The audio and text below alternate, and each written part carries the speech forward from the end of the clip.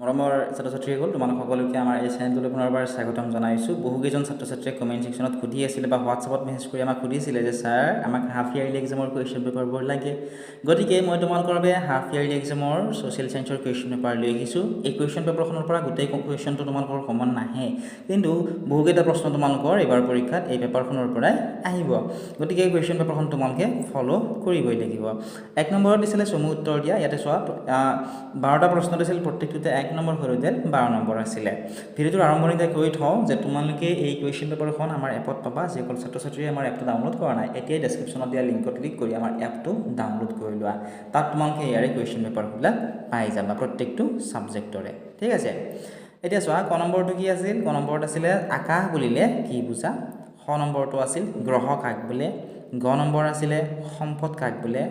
ঘ নম্বৰত আছিলে অসমত বৰ্তমান জিলাৰ সংখ্যা কিমান। ঙ নম্বৰত আছিল কাঁহ শিল্পৰ বাবে অসমৰ বিখ্যাত ঠাইখনৰ নাম কি। ইয়াতে পেপাৰখনত এইটো শব্দ ভুল হৈ আছে, কাঁহ শিল্প হ'ব লাগিছিল। ঠিক আছে, নেক্সট আছিলে অসমৰ ৰাজধানী চহৰখন কোনখন জিলাত অৱস্থিত। মাজুলী অসমৰ কোন জিলাত অৱস্থিত। অৰুণাচল প্ৰদেশলৈ যাব পৰা এটা প্ৰধান প্ৰৱেশ পথৰ নাম লিখা। নেক্সট প্ৰশ্ন আহিছিলে যে পাটবাউসী সত্ৰখন কোনে প্ৰতিষ্ঠা কৰিছিল। সম্পদ কাক বোলে। কোনবিধ সম্পদক ক'লা হীৰা বুলি জনা যায় আৰু দিগন্ত কি। এতিয়া নেক্সট প্ৰশ্নটো তোমালোকে চোৱা। 2 নম্বৰ প্ৰশ্নটো আছিলে উত্তৰ দিয়া। ক নম্বৰটো আছিল অসমক কিয় পনীয়া সোণৰ ৰাজ্য বোলা হয়। খ নম্বৰ প্ৰশ্নটো আছিল কৃষিজ সম্পদ কাক বোলে, উদাহৰণ দিয়া। গ নম্বৰ প্ৰশ্ন আছিল ঔষধি উদ্ভিদ কাক বোলে, উদাহৰণ দিয়া। ঘ নম্বৰ প্ৰশ্নটো আছিল অসমৰ সীমাত থকা 2খন বিদেশী ৰাষ্ট্ৰৰ নাম লিখা। ঙ নম্বৰটো আছিল নক্ষত্ৰমণ্ডল বুলিলে কি বুজা।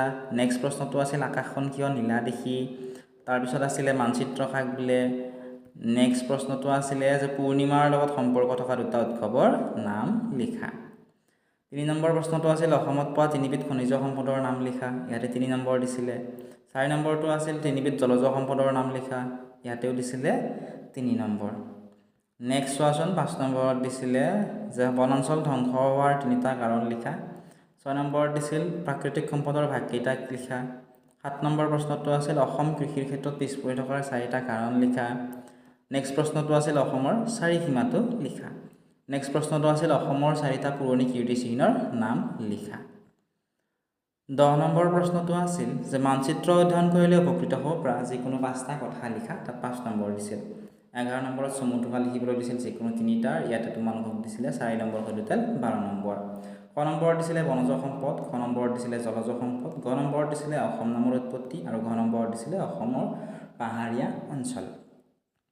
12 নম্বৰ প্ৰশ্নটো আছিল যে তলত দিয়া ঠাইবোৰ কোন জিলাত অৱস্থিত আৰু কিয় বিখ্যাত লিখা।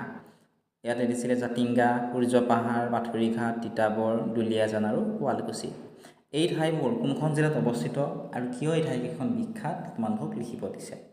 ঠিক আছে, নেক্সট 13 নম্বৰ প্ৰশ্নটি আছিল যে মানচিত্ৰ অংকন কৰাৰ উদ্দেশ্য অনুসৰি মানচিত্ৰসমূহক কি ভাগত ভাগ কৰা হয় লিখা। 14 নম্বৰটো আছিল সৌৰজগতৰ গ্ৰহকেইটাৰ নাম লিখা। তাত 4 নম্বৰ দিছিলে। 15 নম্বৰ প্ৰশ্নটো আছিল সূৰ্যৰ পোহৰত থকা ৰং 2টাৰ নাম লিখা। 16 নম্বৰ প্ৰশ্নটো আছিল বড়োলেণ্ড স্বায়ত্তশাসিত পৰিষদৰ জিলাকেইখনৰ নাম লিখা। তাতো তোমালোকক দিছিলে 4 নম্বৰ।